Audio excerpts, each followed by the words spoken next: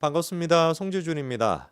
제가 예전부터 영상을 통해서 말씀드리고 있는 게 이재명 정부를 탄핵시킬 수 있는 이재명 같은 저런 극악무도한 인간을 탄핵시킬 수 있는 인간은 지금 대한민국에 딱 한 명밖에 없다. 그 주인공이 누구다? 정청래다. 이렇게 말씀을 드리고 있습니다. 이거를 이제 뭐 처음에 제가 이렇게 말씀을 드렸을 때는 뭐 말도 안 되는 소리 하고 앉아있냐. 정청래가 이재명이랑 한 팀인데 뭔 놈의 이재명을 갖다가 뭐 탄핵한다라는 거야. 라고 제가 웃음거리가 됐지만 결국에 지금 보니까 어떻습니까? 제 말이 맞죠? 2주 정도 시간이 지나고 난 뒤에 정청래가 본 모습을 드러낸 걸 딱 보니까 제 말이 그대로 맞지 않습니까? 이재명을 상대할 수 있는 사람은 정청래밖에 없다라는 거. 이재명 같은 저런 극악무도한 인간을 상대할 수 있는 건 또라이 중에 쌍또라이만 가능한데 그게 대한민국에 지금 정청래 말고 있겠습니까? 저는 이 정청래라고 하는 사람을 보면서 뭐라고 해야 될까? 참 진짜 대단한 사람인 것 같아요. 이 사람이 제일 처음에 정통이었나? 무슨 뭐 정동영과 통하는 사람들 막 이래가지고 뭐 단체로 그냥 뭐 마틴간 인간들 그 모여 있는 그 단체였는데 거기서 이제 이재명이랑 정청래 두 사람이 같이 정치를 시작했었거든요. 그리고 한 20년 가까이나 시간이 지나고 나서야 드디어 정청래가 당 대표에 올랐는데 야 제가 진짜 이게 뭐라고 할까 약간 공감 능력을 키워가지고 정청래에게 빙의를 좀 해봐가지고 생각해 본다면 지금이 자기의 뭐겠습니까? 최전성기입니다. 자기가 그렇게나 막 탄압받고 그렇게나 이재명으로 인해 가지고 못 살게 막 괴롭힘을 당하고 난리도 난리가 아니야. 그래갖고 2018년도에 정청래가 방송에 나가가지고 뭐라고 얘기했습니까? 이재명 막 꼴도 보기 싫다라는 식으로 이재명에 대해서 말도 하기 싫다라는 식으로 너무나 진심 있게 얘기해가지고 이번에 전당대회 때 같은 경우도 왕수박이다 이렇게 공격을 당했던 게 정청래거든요.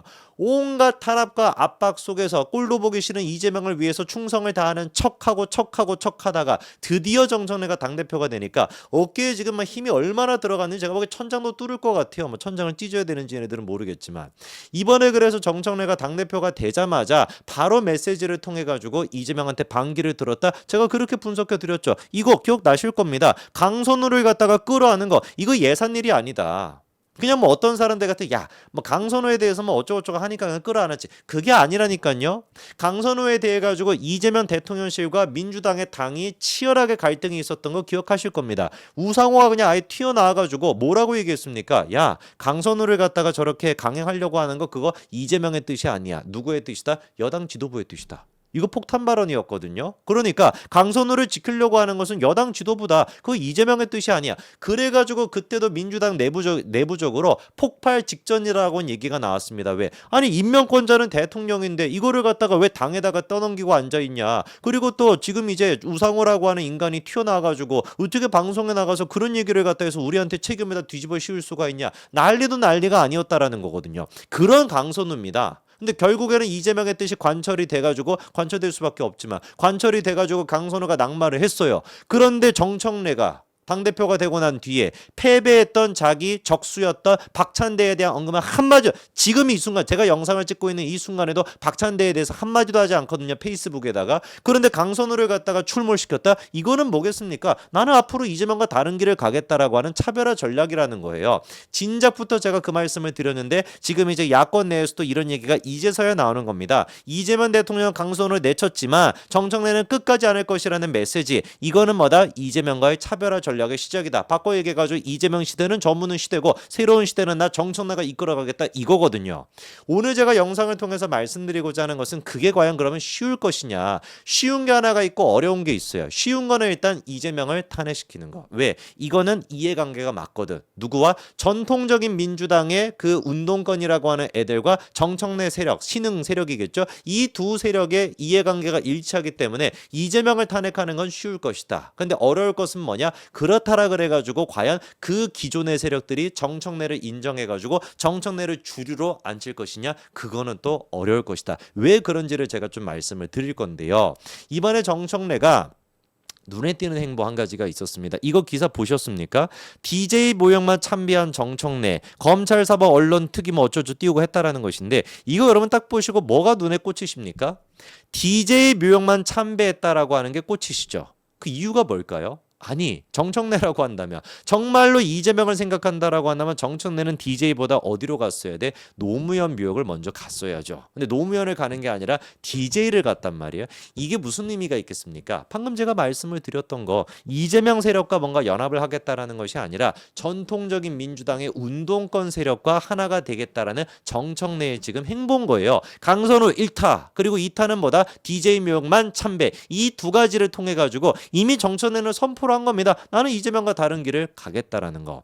이럴 수밖에 없는 것이 얼마나 고생을 많이 했습니까? 이거 지금 하는 꼬락선이 보십시오. 지마 얼굴만한 거를 갖다가 어울리지도 않은 수박을 갖다가 들고 나는 수박이 아닙니다라고 하면서 지금 막 외치고 있는 게 얼마나 저게 진짜 처량합니까? 저렇게까지 해가지고 당대표가 됐는데 내가 이렇게나 비굴하게 이렇게나 진짜 굴복을 해가지고 당대표를 했는데 이재명의 마음에 들겠어요?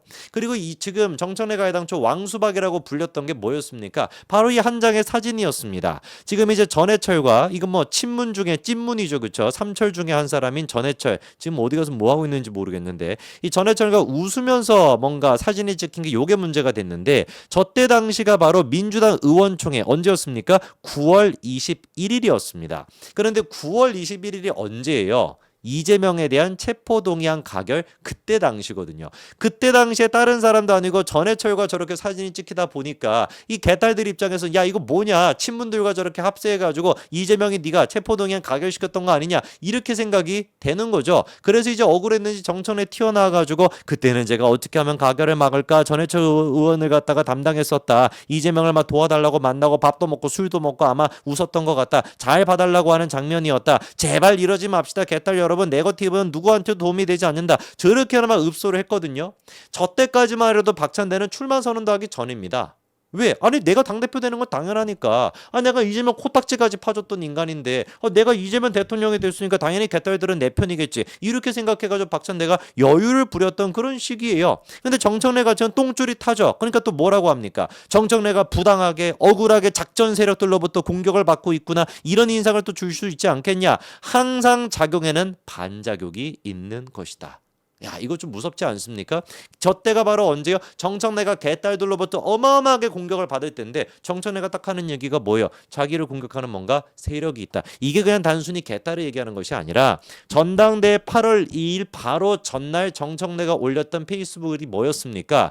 사실상 박찬대를 상대로 해가지고 국회의원들이 네 쪽에 가 있다라 그래서 개딸들이 따라간다라고 하는 거 그거야말로 구태정치다라는 식으로 대놓고 저격을 했습니다. 뭐 전에? 전당대회 바로 전날에. 그래서 박찬대 또한 마찬가지로 야 그런 식으로 하는 거야말로 구태정치다. 뭐 법적 조치까지 뭐 우는 뭐 기억이 나는 것 같은데 어쨌거나 그러면서 이제 정청래를 또 공격했던 게 바로 전날의 모습이거든요. 이미 그러니까 저 때부터 정청래는 마음의 다짐이 있었던 거예요. 이것도 내가 잡아 족치겠다. 친명이라고 하는 것들 박찬대부터 시작해가지고 저기 지금 패거리 해가지고 뭐 국회의원들 100명 가까이가 저기 다 모여있다라고 하는데 얘네들이 중심이 돼가지고 나를 공격하는데 두고 봐 항상 작용에는 반작용이 있는 거야. 뭔 말이겠습니까? 내가 당대표만 되기만 돼봐 너네 그냥 다 잡아 족치겠다 이 얘기 아니겠습니까? 그래가지고 원래는 개딸들 마음에 들기 위해 가지고 정청래가 어떻게 했었습니까? 왕수박 논란 당시에 노무현 묘소 앞에서 눈물까지 흘렸던 인간이 바로 정청래였습니다. 근데 그랬던 인간이 당대표가 딱 됐으면은 노무현 모욕부터 당연히 찾아가야 되는 거 아니겠어요? 그런데 그거 싹 다 무시하고 누구만 참배를 한 거예요? DJ 명만 참배를 했다. 이제 좀 느낌이 어떤 건지 아시겠습니까? 정찬은 아예 대놓고 뭐라고까지도 얘기했냐? 이재명이가 피습당했을 때 그때 기억나시죠? 그때 이런 글까지도 썼어요. 이재명도 그렇습니다. 이재명은 노무현을 닮았습니다. 노사모를 공격했던 그들이 이제 개딸 전체주의를 공격합니다. 이렇게까지 얘기했던 인간이 바로 정청래인데 정말로 정청래가 이재명을 생각하고 원팀을 생각한다라고 한다면 왜 DJ 묘역만 참배를 했겠습니까? 뻔할 뻔짜죠. 그런데 여기서 발생하는 한계가 뭐냐? 청래는 물론 이재명 같은 경우는 성남 4도였고 운동권과 아무 상관이 없는데 청래 자체도 운동권이라는 거에서 명함을 내미기에는 좀 부끄럽다라는 겁니다.